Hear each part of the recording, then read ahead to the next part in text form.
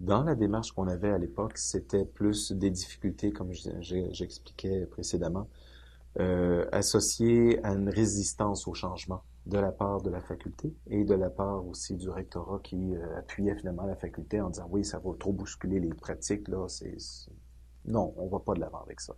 Alors, c'était vraiment une résistance au changement de la part de la direction. Alors ça devient plus difficile.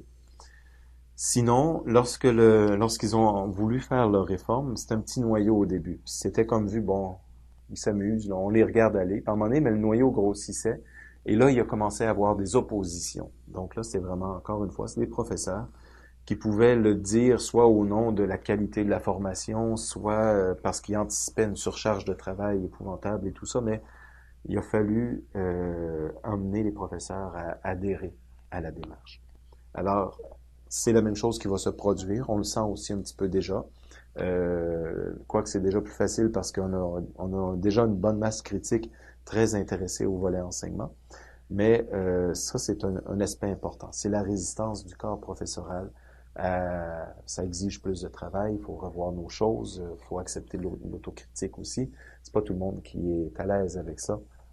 Il y en a que si finalement on peut laisser l'enseignement un petit peu dans son mode aussi stable euh, que possible, ça nous permet d'aller plus loin sur la recherche. Donc, il y a un équilibre à faire. La stratégie, pour l'instant, elle est relativement simple. On travaille avec les personnes qui sont les plus intéressées, les plus interpellées. Et on a une masse critique qui le permet. Donc, on va travailler avec ces personnes-là.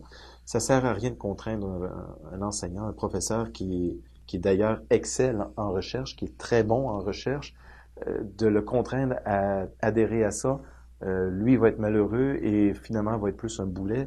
Alors, on explique et on lui demande son accord, mais pas peut-être pas un engagement à contribuer.